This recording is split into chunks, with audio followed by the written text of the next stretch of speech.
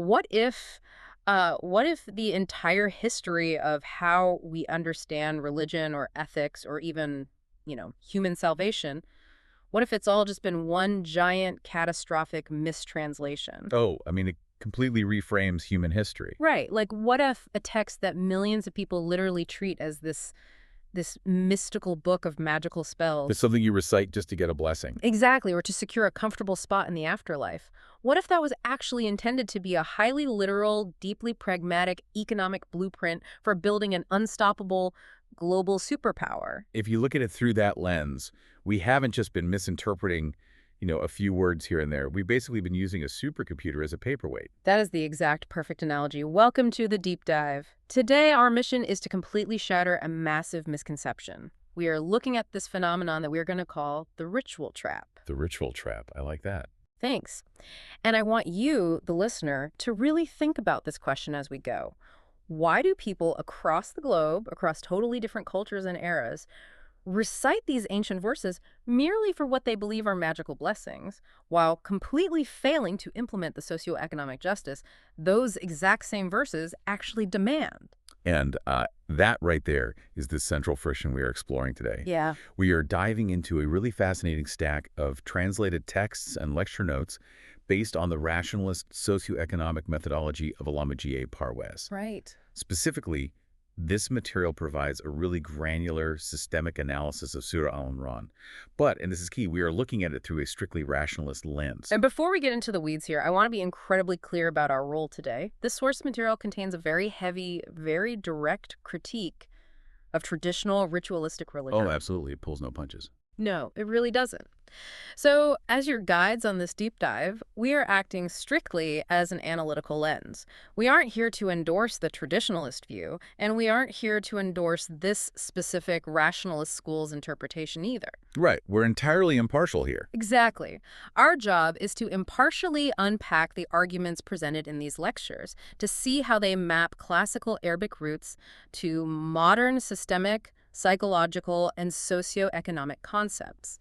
We want to see what happens when you treat these texts not as theology, but as sociology. And honestly, it's a fascinating thought experiment, regardless of your personal background. Totally. Because the argument here is that to understand how a text transforms from a religious ritual into a systemic blueprint, you have to completely translate the vocabulary. You have to move it from something magical into something strictly functional. Okay. Let's unpack this. Let's start with the root of the problem. The lecture uses a phrase that caught my eye immediately, which is the age of magic. Yeah, that's a big one. It argues that humanity is largely stuck in this obsolete mindset. So how does this text actually define the age of magic, and how does that relate to this idea of a mistranslated blueprint? Well, the author traces the age of magic back to early human anthropology. Think about our ancestors, right?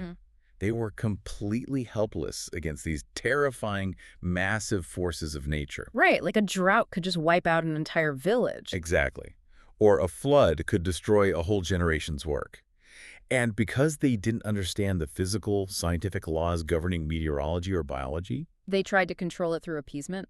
Yes, exactly. They couldn't build a dam, so they offered a sacrifice. Well, couldn't irrigate, so they did a rain dance. Right. They genuinely believed they could magically influence outcomes through incantations and symbols. It makes sense for the time. Sure. Now, humanity eventually developed science to handle the physical world. We Right. built the dams, we studied the weather patterns. But the lecture argues that this exact same age of magic mentality survived. It just shifted. Shifted how? It infected how people approach ethics, law, and societal balance. Wow. So instead of trying to magically manipulate the weather, we are trying to magically manipulate justice. Yes, it evolved into this belief that you can mechanically chant words, perhaps using a rosary or entering these trance-like meditative states like Jolly or Coffee Zikr, Right, right. and that this repetitive mechanical action will magically erase the practical, tangible crimes you've committed against society, or that it'll somehow build a better world without you having to put in any actual physical effort. Man, it's treating morality like a cheat code. That's a great way to put it. Like, you can defraud your community, exploit your workers, and ruin the local economy on a Thursday, but if you hit the right button combination of chance in a dark room on a Friday, The cosmic server just resets your score to 0. That is exactly the disconnect the lecture points out. It highlights the sheer absurdity of a person engaging in these repetitive chants while their mind continues to harbor malicious intentions. The disconnect is staggering. It really is. And that disconnect is what this rationalist framework seeks to repair. It argues that we have to fundamentally redefine our understanding of crime, consequence, and human psychology. Okay, so how do they do that? To do that, the source introduces a concept that translates roughly to injustice to the self. The Arabic term is zulm ala anfusihim. Injustice to the self. Okay, let's look at this, because this is where the psychology in these ancient texts feels incredibly, almost uncomfortably modern. Oh, it really does. Traditionally, like in our current legal framework, how do we define a crime? We define it by empirical visibility. Right, there has to be proof. Exactly. If someone robs a bank, there is security footage. There is a missing bag of cash. A tangible line has been crossed. The police get involved, the courts get involved, and society punishes the visible act. Because a societal legal system can only react to what is actually manifested in the physical world. It requires a victim and a verifiable action. Right. But let's look at a hypothetical scenario to test this text theory. Imagine a brilliant software engineer working for a major tech firm. Okay. They get disgruntled, maybe passed over for a promotion, and they decide to retaliate. So they spend 6 months writing this devastating, highly sophisticated piece of malware designed to completely cripple a hospital's power grid. Yikes. Okay. Yeah, it's dark. They test it in a sandbox environment. They perfect the code. They sit at their desk. Their finger is literally hovering over the deploy button. And then they get cold feet. They change their mind. They delete the file and go grab a coffee. wow. Okay. Now, from the perspective of the police, or even their boss, no crime was committed. You cannot arrest someone for a thought crime. But according to the source material, what actually happens to that engineer's mind? The text provides a fascinating and honestly rather terrifying answer to that exact scenario. Yeah. It argues that even if the malicious intention never manifests into a physical, prosecutable crime. Even if the hospital is totally fine. Exactly. The mere act of harboring and developing that destructive intention indelibly degrades the human personality. The human personality. Right. The text uses a specific term for this human personality or self, the nafs. But functionally, we can think of it as your evolutionary potential. So even if society never knows, even if there is 0 physical damage, the engineer takes a hit. A massive hit. The source states that zulm ala anfusihim, this injustice to the self, means that hidden crimes and malicious intentions silently, permanently alter the perpetrator's own internal structure. Wow. The text views the human self, the nafs, not as some static magical soul that just floats away after you die. Right, not the traditional view. No, it views it as a highly dynamic developmental entity. It's like a muscle. Okay, I like that analogy. If you harbor corruption, jealousy, or destructive intent, that internal structure becomes damaged, becomes stunted. And a stunted human personality is incapable of surviving the next evolutionary stage of existence, whatever that may be. It is an internal, inescapable accounting system. Unforgivable. You might be a genius at evading the police. You might have the best lawyers in the world to evade the courts. But you cannot evade the degradation of your own psychological structure. Exactly. Which honestly sounds exhausting. Yeah, it's a lot of pressure. If every dark thought, every moment of petty road rage, every flash of jealousy is actively degrading my evolutionary potential, I mean, how do I survive my own brain? You can't just command the human mind to stop generating negative thoughts. You can't. You really can't. And the system outlined in this text doesn't expect you to. Oh, thank goodness. Right. Which brings us to a massive redefinition of how the mind actually defends itself. The lecture breaks down a mechanism that is traditionally understood as remembrance or passive meditation. The term is zikr. Right, zikr. So in the traditional age of magic mindset, this is seen as sitting quietly and repeating divine names. Exactly. The guy in the dark room with the rosary. But rationally, functionally, how does the lecture define zikr? What's fascinating here is that the lecture defines this mechanism as an instant, early warning cognitive defense system. A defense system. Yes. It is not passive meditation. It is continuous high-alert cognitive vigilance. An early warning system, like a psychological radar. Yes. How does that actually work in real time? Walk me through the mechanics of that. Well, the text describes a scenario where a destructive, rebellious, or law-breaking thought touches the human mind. The Arabic term is ta'if min ash-shaitan. It uses a really evocative metaphor of a passing shadow or a sudden temptation crossing your mental periphery. Okay, so the shadow appears. Right. When that shadow appears, this cognitive defense mechanism, this zikr, is not the act of sitting down, closing your eyes, and chanting. Obviously not. You don't have time for that. Exactly. It is the instantaneous, split-second act of bringing universal laws of balance, justice, and societal consequence to the absolute forefront of your conscious awareness. It is an active interception. Yes. Let's go back to our disgruntled hacker. The thought pops up. I could destroy this hospital's network and ruin my boss's life. Okay, there's the shadow. Right. So the cognitive defense, the zikr, is the immediate conscious retrieval of the overarching law that says human life and societal stability are paramount, and my actions have structural consequences. Whoa. And boom, the thought is intercepted before it can even form into a plan. And the lecture explains the specific psychological shift that happens in that exact millisecond. It argues that a destructive impulse causes a temporary, localized cognitive blindness. You get tunnel vision. Yes, you become fixated on the revenge or the greed, and you completely lose sight of the macro picture. When the law of justice is brought to mind through zikr, that blindness is shattered. Wow. The text uses the term mubsir, which translates to becoming seeing or insightful. The individual's mental vision is restored. They catch themselves. They literally take a step back and ask, what was I about to do? What is the actual cost of this impulse? So this defense mechanism isn't a meditative escape from reality. It is a highly responsive mental shield that forces you to engage more deeply with reality. It's the ultimate grounding technique. It keeps the individual in a state of clear, unclouded vision, preventing the intention from ever taking root and becoming a societal reality. It's like the ultimate preventative medicine for the human personality. It is. And think about how profound a shift that is from the traditional view. It's night and day. The permanent value of this mechanism, according to the rationalist methodology, is not accumulating magical points for the afterlife. It is continuous conscious awareness of and adherence to the universal laws of balance. It is entirely functional, designed to keep the individual healthy and the society safe. Okay, I follow the logic. It's a beautiful theory. But let's be realistic here. We are human beings. The radar misses things. The early warning system fails. That happens. The hacker doesn't catch himself. He hits deploy. The power grid goes down. The crime happens. The mistake is actually made. If the early warning system is the internal defense that prevents a crime, what happens when the defense fails? How does this systemic blueprint handle restitution? Especially since we've already established that the age of magic approach, just saying a magical apology to the sky doesn't work. This leads us directly into how the source material handles the concept of seeking protection or forgiveness. The term here is istighfar. And just like the cognitive defense system, the traditional definition has been completely upended here. Okay, so traditionally, istighfar means what? Uttering a verbal apology to a deity after committing a sin. Exactly. You feel guilty, you say you are sorry, and the slate is supposedly wiped clean. Right. I messed up. I feel bad about it. Please forgive me. It's entirely emotion-based and verbal. But the author of this lecture goes back to the classical functional Arabic root of the word used in the text.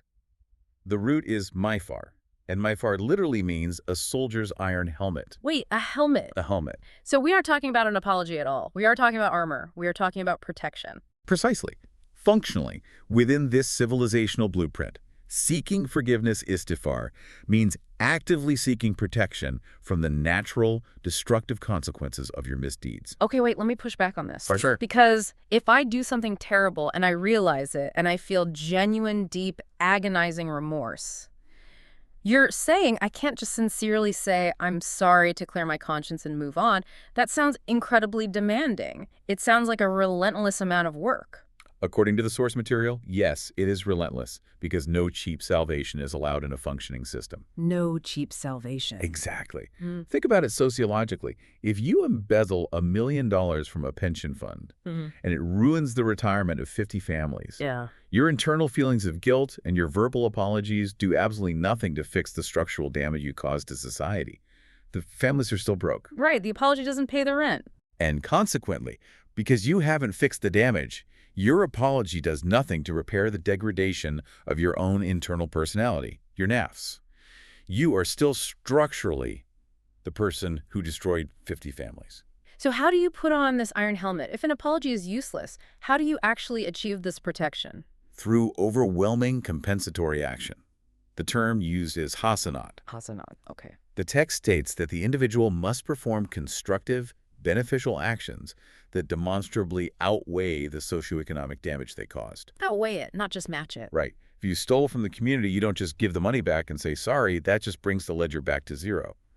But it doesn't account for the trauma and disruption you caused in the meantime. So what do you do? You must engage in constructive labor that enriches the community far beyond what you took. This compensatory action, this sweat equity, is what repairs the social fabric, and simultaneously, it acts as the iron helmet, protecting your internal personality from permanent evolutionary degradation. That is a wildly different legal and ethical framework than anything we operate under today. Completely different. It shifts the entire concept of justice from punitive to purely restorative. In our world, we just lock someone in a concrete box for 5 years, which repairs nothing, compensates no one, and usually makes the individual far more destructive. Exactly. But this text actually says that you have to balance the cosmic ledger with your own constructive labor. And this intense emphasis on labor brings us to the economics of reward in this blueprint. Because if the system demands so much work, what is the ultimate goal? We need to talk about the concept of paradise, or Janan. Ah, yes, paradise. The traditional view of this is deeply, deeply ingrained in our global cultural consciousness. Oh, universally. It is almost always depicted as a post-death physical resort. A place of eternal relaxation, rivers of milk and honey, zero effort, granted as a free gift, usually because you belonged to the right ideological group or recited the right prayers before you died. The lecture fundamentally aggressively critiques that exact view. It argues that this traditional reliance on rote recitation, reading text for magical blessings without practical application, is functionally useless for structural development. Right. Paradise is not a retirement home you get into by having the right VIP pass. So what is the ultimate reward in this rationalist framework? It is defined as a well-earned state of optimal personality development and cosmic equilibrium. And the text makes a massive, very specific linguistic point here regarding verse 136. What does verse 136 say? It explicitly states that this optimal state is the reward of the workers. Jarl Emeline. The workers, not the reciters, Well, not the meditators, not the people who isolated themselves to stay pure, the workers. Yes, the active laborers. The lecture compares it to human health. A healthy body isn't maintained by wearing magical charms, and you don't get strong by just wishing for it. Do have to go to the gym. Right. A healthy body is maintained by adhering to scientific, physiological laws through proper nutrition, intense exercise, and active balance. Similarly, this state of Paradise Janat is an environment where continuous, constructive ethical actions provide sustenance. That makes a lot of sense. It is the ultimate evolutionary outcome for individuals and societies who actively face systemic challenges and engage in constructive labor. It's thermodynamic. I love that. Mhm. You have to put energy into the system to maintain equilibrium. If you stop putting in constructive labor, the system degrades. The society decays. Exactly. This completely changes the posture of a believer from someone passively sitting in a waiting room hoping for salvation to an active, sweating architect of their own evolutionary future. Which serves as the perfect bridge to the macro level of this blueprint. Because up until now, we've been talking about the individual's internal accounting, intercepting thoughts with zikr, compensating for mistakes with istighfar, developing the nafs. Right, the personal stuff. Yeah. But that's only one half of the equation. This civilizational blueprint also demands outward empirical observation of macro-societal structures. It demands that we look at societies that failed to balance their books. Here's where it gets really interesting, because when you think of religious devotion, you almost universally think of looking inward, deep into your soul, or looking upward toward the heavens. Always. But the text here commands the reader to look down, to look at the dirt, to look at physical history. It literally commands people to travel the earth. The phrase is Siru fil ard, right? Yes, Siru fil ard. Yeah. The command is for empirical historical research. And the lecture highlights how this framework actively critiques mystical escapism. Oh, yeah. The lecturer has this incredibly sharp, almost sarcastic critique of the traditional ascetic. It's quite pointed. The guy who locks himself in a dark room, sits on a prayer mat for 40 days, doing his incantations, refusing to speak, refusing to engage with the messy reality of the real world. The Wazifa chanter. Exactly. The host of the lecture essentially mocks this approach, pointing out that a true practitioner of this blueprint isn't hiding in a dark room trying to mentally project themselves into the astral plane. They are commanded to be out in the dirt, They are commanded to conduct physical travel, to engage in archaeological excavations, and to study the ruins of past civilizations. The text points to the science of history and archaeology as a primary, essential tool for understanding divine law. But why archaeology? How does digging up pieces of ancient pottery or measuring the foundations of a collapsed temple connect to a divine civilizational blueprint? Because the ruins provide empirical data. They are the hard evidence of cause and effect. By analyzing the ruins of fallen empires, researchers uncover the fate of the Mukazabin. The Mukazabin. Let's define that because traditionally a denier is just someone who verbally rejects a specific faith or theology. Right, someone who just says, I don't believe in your God. Exactly. But rationally, the text defines these deniers, the Mukazabin, as nations that practically structurally defied natural and socioeconomic laws. Think about ancient Rome or the Maya or any massive empire that collapsed. They might have claimed to be highly religious. They might have built massive temples and claimed divine favor. They usually did. Right. But their societal structures were profoundly unjust. They were built on extreme economic disparity, exploitation, and imbalance. And the ruins prove, empirically, that such structural defiance leads to inevitable mathematical collapse. So the ruins aren't just ancient history for a museum. They are a massive historical crime scene. That's a perfect way to look at it. They are the forensic evidence of a society that violated the universal laws of balance. The text says this history serves as a permanent, clear socioeconomic blueprint, which it calls ban, and an admonition, mawiza. It establishes that this isn't abstract theology you have to take on blind faith. The historical evidence extracted from the dirt provides a clear declaration. The proof is in the ground. Yes. It offers psychological stabilization and actionable empirical policies for those who are committed to safeguarding the social order. You don't need to guess what destroys a society. The earth is littered with the corpses of nations that got it wrong. It's a literal post-mortem on failed civilizations. If you want to build a society that doesn't collapse, study the ones that did. Look at their economic inequalities, look at how their justice systems favored the rich, and engineer your society to not do that. It's incredibly pragmatic. It is entirely pragmatic, and it forms the basis of the social contract outlined in this material. According to the source, the foundation of a crime-free, balanced society relies on two interconnected pillars. Okay, what are they? First, there must be a central authority, a markaz, which enforces laws, manages resources, and ensures socioeconomic equity. And second, the individual must integrate into the collective, the millat. Right, because earlier we talked about the danger of injustice to the self. The individual has a primary duty of self-protection and development, but the text insists that this protection is achieved exclusively through their integration into the collective whole. You cannot achieve optimal development in isolation. You can't be a saint on a mountaintop. You have to be ethical within the friction and messiness of human society. And managing that friction requires a mechanism. We've seen the internal defense mechanism, the compensatory justice, the historical auditing. But what actually powers this entire system? What is the physics engine of this reality? Yeah, what makes it run? The source describes an absolute scientific law that governs societal survival. It is called the law of requital, or mukafat-i-amal. The law of requital. On the surface, that sounds a lot like karma. Do good things happen to you. Do bad things happen. But the text makes a very sharp, very important distinction between physical laws and psychological laws, doesn't it? It does. And this is a crucial point of clarification in the lecture because people constantly confuse the two. The text notes that physical laws and natural disasters, a massive flood, a devastating earthquake, a hurricane, they strike everyone equally. Right. They hit the just and the unjust, the corrupt CEO and the honest school teacher. That is simply the physical cause and effect of the natural world. Gravity doesn't care if you're a good person. Exactly.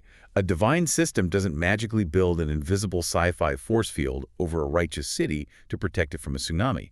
If you build your city on a major fault line without proper engineering, the physical law of plate tectonics will bring it down, regardless of how ethical you are. Okay, so if a physical law is blind and doesn't care about your morality, what does the psychological law of requital actually do? How does it protect you? The psychological law of requital dictates that while an individual might suffer terrible physical harm or catastrophic loss of property in that earthquake, their internal personality, their nafs, their evolutionary potential, remains completely untouched and undamaged if they have lived a life of integrity, justice, and constructive labor. No. The physical world can break your house, It can break your body, but it cannot touch your internal structure. I see. The physical world is chaotic, but the psychological accounting is hermetically sealed. But conversely, and this is the terrifying part of the law of requital, Oh boy. a corrupt individual might use their immense wealth or power to perfectly evade the societal justice system. They might build a bunker to escape the flood. They might hire lawyers to avoid prison for their crimes. They win the physical They game. get away with it. In the physical world, yes.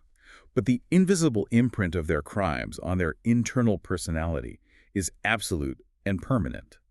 The degradation happens instantly. It is a mathematical certainty, and it will manifest ensuring they cannot progress evolutionarily unless they engage in that massive compensatory action we talked about. It's an inescapable cosmic audit. The physical world is noisy and unfair, but the psychological accounting is exact. And this ties deeply into how the society, the collective, operates economically to protect its people from both physical and psychological degradation. Yes. The source talks extensively about a system designed to guarantee universal sustenance. Let's call it the system of providence, or Nizam-e-Rubaiyat. Yes, the Nizam-e-Rubaiyat is the practical, physical manifestation of this justice. It's an economic framework where the central authority, the markaz, guarantees that the basic needs of every single citizen are met. Every single one. It ensures that no one is left behind, which prevents the systemic imbalances, the desperation, and the massive wealth gaps that inevitably lead to crime and societal collapse. And the lecture specifically targets the psychological diseases that threaten this economic engine. It mentions two massive societal threats that have destroyed empires throughout history in verse 139. Yes. The first one translates roughly to lethargy or complacency. The word is wan. Let's call it the disease of affluence. How does the text define this? The disease of affluence, WAN, specifically infects a society during times of extreme prosperity.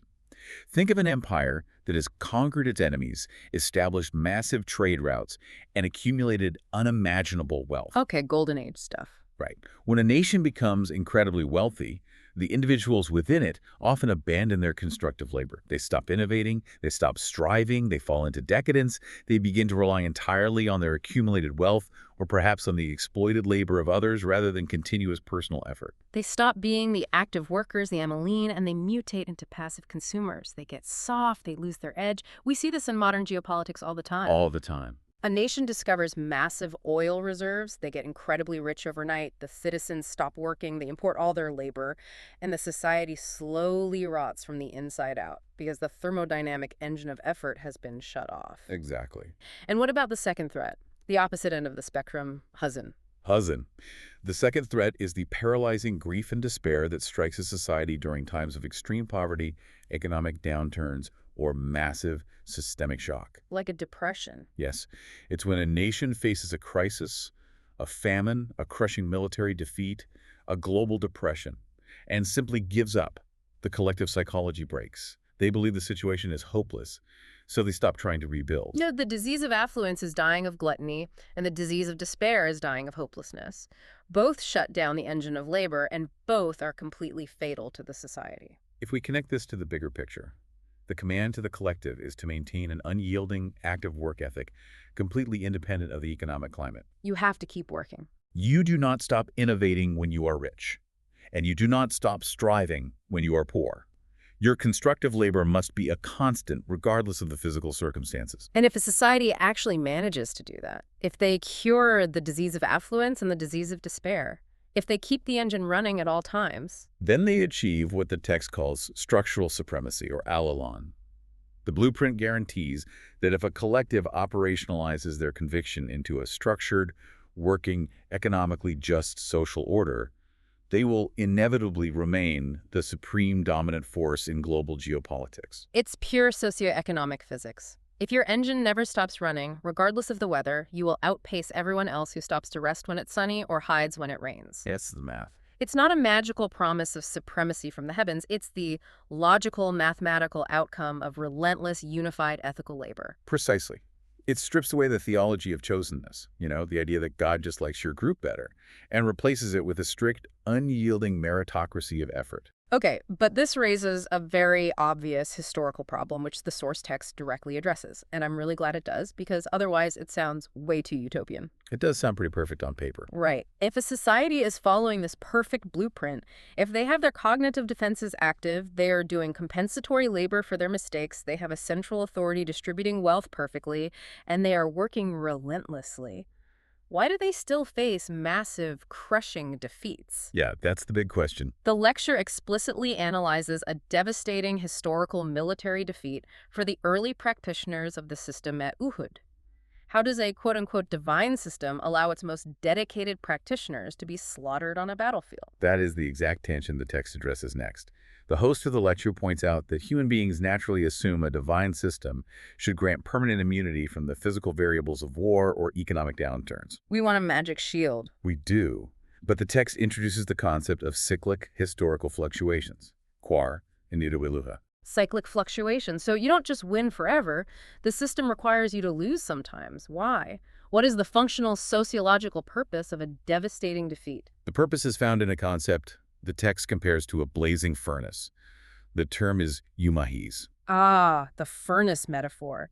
This is where the lecture gets incredibly intense. Explain how this works. The Arabic term umahis relates to the metallurgical process of placing raw, impure gold ore into a blazing hot furnace. The text argues that systemic crises, military defeats, severe economic depressions, these act as a socio-economic furnace for the society. Okay, follow. Think about what happens when a society is constantly winning. When it is wealthy and dominant, it naturally attracts hypocrites. It attracts opportunists who just want a piece of the pie. Fair weather fans. Exactly. Yeah. It attracts people who talk a big game but have no real conviction. The organizational structure gets bloated. The society becomes inefficient. Success breeds parasites. Exactly. So how do you clean the system? A crushing defeat, a terrifying systemic crisis is the blazing furnace. It burns away those societal impurities. It instantly exposes the opportunists and the hypocrites because they are the first ones to flee when times get tough. They abandon ship. And what is left behind? The genuine, steadfast individuals. The crisis forges them into pure, unyielding gold. Defeat is an auditing mechanism. A brutal one, but yes. It aggressively strips away the deadweight. The society emerges smaller, perhaps, but infinitely more dense and structurally sound. And this brings us to one of the most controversial and I think fascinating redefinitions in the entire lecture. Ah, the shuhada. Yes. In the midst of this blazing furnace, the system needs a specific type of person. Now, traditionally, religious texts talk a lot about martyrs, right? Yes. Traditionally, the term shuhada refers to those who are killed in battle defending the faith. Right. Or, as the lecture points out with a very heavy critique, the definition later expanded massively in traditional theology. Right. Over centuries, religious traditions expanded the definition of a martyr to include people who die from various illnesses, or drowning, or a woman dying in childbirth, or even someone who has a building collapse on them during an earthquake. Right. The lecture talks about how traditional collections of sayings expanded the definition to include someone who dies of the plague, or pneumonia, or a stomach illness. The lecturer is incredibly critical of this expansion. Why? What is the danger of calling a victim of the plague a martyr? What does this rationalist framework say this word actually means? The author goes back to the functional Arabic root of the word, which means to provide evidence or to be a witness. Evidence. Yes. In this systemic, pragmatic framework, this title is not simply granted to someone who dies a tragic, painful, or accidental death. The title functionally translates to an evidentiary witness. Evidentiary witness. It is an individual who provides tangible, practical, undeniable evidence of their conviction in this systemic blueprint through their actions. So it's not about how you die, it's entirely about how you live, how you act, and how you hold the line during a crisis. Yes. During times of massive systemic conflict, when the furnace is blazing and the opportunists are fleeing, the society desperately requires individuals whose unwavering practical actions visibly demonstrate the superiority of the ideology to the rest of the world. They hold the line. They are the evidentiary proof that the system works. They don't just believe the system is good, they prove it by functioning perfectly within it when everything else is falling apart. The lecture argues that expanding the definition of this title to include someone who dies of a stomach illness completely subverts the need for active systemic struggle or jihad and resilience, saber. It waters it down completely. It takes a title meant for an active, conscious, struggling architect of society and turns it into a passive consolation prize for suffering. The author argues this was a subtle, perhaps unintentional way of stripping the society of its revolutionary, striving nature. It turns them into passive victims waiting for a reward, rather than active fighters proving the system's worth. It all comes back to the absolute rejection of cheap salvation. The text asks a rhetorical question in verse 142. Am hasibtum. Did you think? Did you think it would be easy? Right. Did you actually think you would enter this ultimate state of optimal development, this paradise, without being tested, without going through the blazing furnace? The text categorically denies it. It says that optimal development is mathematically linked to the law of requital. It is exclusively reserved for those who actively engage in maximum systemic struggle and exhibit unshakable resilience. And we must define those terms carefully within this functional framework. The struggle here is not merely physical warfare. It is defined as the maximum systemic effort against falsehood, economic injustice, and societal imbalance. Right. It's a structural struggle. And the resilience required, it savors not passive patience. It isn't quietly sitting in a corner and enduring abuse. It is unshakable, active steadfastness when confronted with massive structural hardships. You cannot achieve the evolutionary peak of human potential without the friction of that struggle and the stability of that resilience. Which culminates in a really intense, incredibly sharp psychological observation at the end of the lecture. The text points out a fatal flaw in human nature. Verse 143, Tamana al-Maut. It basically says, you did indeed wish for death before you met it. Now you have seen it with your own eyes and you flinch. It's a brutal call-out. So, looking at the entire blueprint we've discussed today, what does this final observation actually mean? It ruthlessly exposes the gap between verbal claims and practical reality. Think about human behavior. Before a crisis actually hits, individuals often boast. Talk is cheap. Exactly. Yeah. They sit in safety in times of extreme prosperity and declare their willingness to sacrifice everything for the collective system. They romanticize the struggle. They write songs about it. Yeah, everyone wants to be the hero. But when the reality of systemic death, the reality of the blazing furnace, is actually staring them in the face, they flinch. They hesitate. They look for an exit. It's the old adage, right? Everyone has a plan until they get punched in the face. Or in this case, until the socioeconomic system is collapsing around them and they are asked to actually sacrifice their wealth or comfort. But the text asserts that a living, developing nation, a true collective, must not fear systemic death. The defining characteristic of those who have truly operationalized their conviction is their ability to look existential threats in the eye without flinching. Wow. They don't just talk about their faith in a safe room. They prove through their sweat, their struggle, and their relentless labor that their conviction is a fully operationalized reality, not mere dogma. They are the evidentiary witnesses. They are the proof that the blueprint works. Yes, they are the ultimate evidence. Yeah. This has been an incredibly dense, demanding, and fascinating journey through these sources. We started with the idea of text being trapped in the age of magic, treated as a book of spells to get out of trouble or secure a comfortable afterlife. And we've watched this rationalist methodology reconstructed into an intricate, demanding, mathematically precise socioeconomic blueprint. If we were to synthesize the permanent, overarching value established across all these concepts, it is this. A society's survival is scientifically inextricably tied to its economic justice and its relentless constructive labor. Right. Optimal development, whether you call it paradise or an evolutionary peak or societal supremacy, is exclusively reserved for those who actively engage in systemic struggle against falsehood and who replace their harmful, destructive intentions with overwhelming compensatory labor. There is no magic word. There is no cheap salvation. There's no passive escape. And that brings me to a final thought for you, the listener. Think about the modern world. Think about how we operate right now in the 21st century. We often treat ethics, morality, and spirituality as these deeply private, internal matters. Right, totally separate. It's something you meditate on for 10 minutes in the morning using an app, or something you pray about on the weekends, completely, totally separate from how you conduct business on Monday.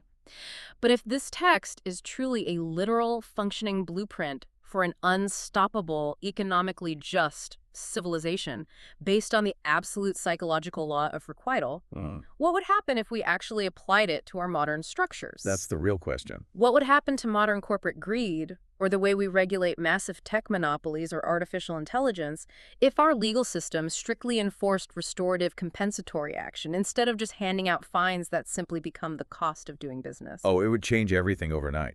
What if a massive corporation that polluted a river or exploited a workforce couldn't just pay $1 billion fine, issue a PR apology, and move on, but was legally forced to actively execute labor to make the region demonstrably better than before they arrived?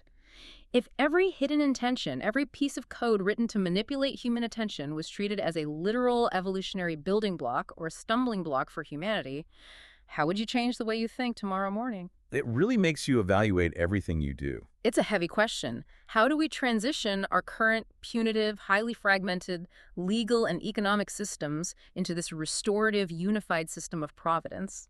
Well, that's exactly what we'll be exploring in our next deep dive. Stay curious.